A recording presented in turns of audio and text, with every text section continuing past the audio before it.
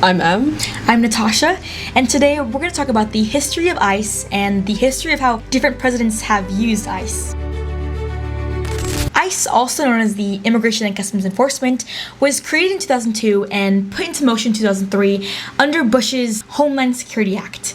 The Homeland Security Act was created in response to the 9/11 attacks and was legislation that would greatly and substantially reorganize the way our government works in response to terrorist attacks. Under Bush, his main usage of ICE was in targeting illegal individuals in the workforce, and in both terms combined, he deported about 2 million people. Under Obama, he deported 3.1 million people in his first term and then 2 million in his second, which is kind of a lot. But the way Obama went about deporting people and using ICE is significantly different than how Bush used ICE and how Trump is currently using ICE. Instead of focusing on the workforce or communities, Obama made sure that officers were tasked to focus more so on the border and on already convicted criminals. According to the Department of Homeland Security, in 2015, 91% of all individuals who were removed under deportation orders had criminal convictions. They were criminals. Furthermore, many argue that Obama's passing of DACA made substantial progress to making sure that immigrant children wouldn't be deported or detained. Under Biden, he deported around 4.7 million people, but it's important to note that 2.7 million of these people were removed under Title 42, which is a law that prevents migrants from entering their country when there's a public health emergency, and in this case, it was the COVID-19 pandemic. Now, the way Trump is using ICE in this current term is different from how he's used it in his previous term, and also how former presidents have used ICE for the duration of its existence. In Trump's first term, his most notable usage of ICE and deportations as a whole was actually more so in his rhetoric. He deported more than 2 million people. But in his first term, he drastically changed the way our entire American population views immigrants.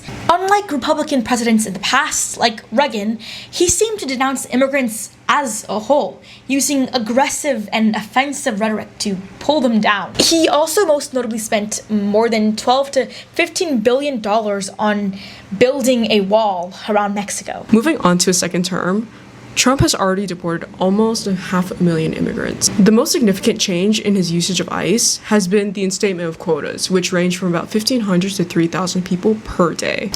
On top of that, due to a September 8th Supreme Court decision, now ICE officers can discriminate and target people based off of ethnicity and race, based off of speaking a different language or speaking with an accent, or working in a particular area, or working a particular job. Now ICE is being used to target communities, families, citizens, and even children in the heart of American cities, which is contrary to the former usage of ICE, which was in targeting people at the border or already convicted criminals. Trump also expanded the power of expedited removals to agents, meaning that ICE agents are now increasingly able to deport people without a court hearing. Under Trump's One Big Beautiful Bill Act, $170 billion will be allocated toward ICE enforcing his immigration policies.